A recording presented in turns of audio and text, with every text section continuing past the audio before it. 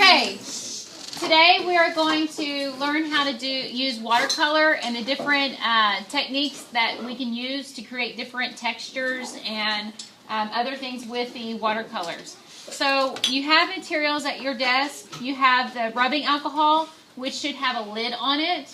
And then you also have salt next to you that also has a lid on it. Keep the lids on there until it's time to use those. You don't want to eat the salt. It is table salt, which is fine, but other fingers have been in there, and I'm pretty sure you don't want to eat that with, 10, 15 other fingers that have been in there. So don't eat the salt, okay? What we're going to be doing today, learning watercolors and how to create these textures here, and we are going to be creating a sea life under the water. It can be seashells, it can be dolphins, octopus, fish, turtles, anything that you want. It can even go as far as mermaids. So, but you do need to bring in a colored picture by tomorrow. I will have a few colored pictures that you can choose from if you do not have a color printer. You can also look at pictures off of your phone.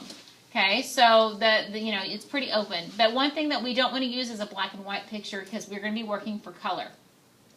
Okay, so a lot of this with watercolor takes a lot of thinking ahead before you even start, because you got to figure out what technique you want to use where before you even start painting. Okay, so I'm going to show you different techniques to use and kind of where you should apply them and or when you should apply them and where. So you will need a pencil, and we're going to go ahead, write your name on it on the paper somewhere. But this is going to be considered your cheat sheet.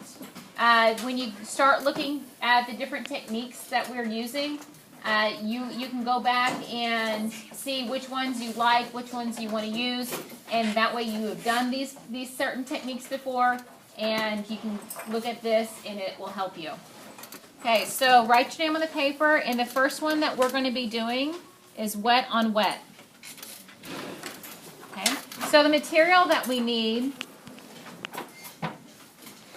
we're going to start off by using just plain water. Okay, and wet on wet was one of your vocabs for your bell ringer. Okay, it's just a process where you add water to the paper first and then paint on top of that. Okay, so you're adding water to your paper first, to the surface. So it should be clear. Okay, so it's just water. The next thing is you're going to pick a color. I'm going to go with yellow. You can go with any color. And I'm going to apply paint on top of that. I'm going to go ahead and pick another color to mix in with that because you really see what it can do.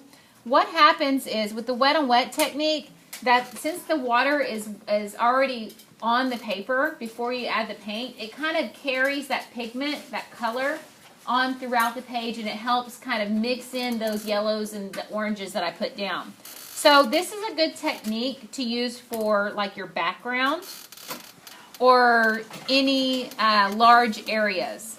Okay, even good just for a background, like if you have the background of your fish that you're drawing or whatever you may be drawing, or the background as far as the entire water surface. Okay, so that is wet on wet background. Or wet on wet. That's the first technique. Okay, so make sure that you're doing this with me.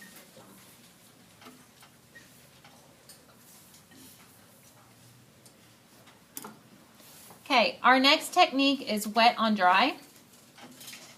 Now this is kind of probably how you learned how to use watercolor. You dip the brush into the water and you pick a color and then you paint the paper. Okay, that is wet on dry. It's good to use in some areas. You get a nice even flat color, a flat tone. You don't have the gradual changes that you see on the wet on wet. It's basically all the same value. Okay. And it's kind of straight from the palette color, or from the palette. So you have, it's very just plain. So you can use these to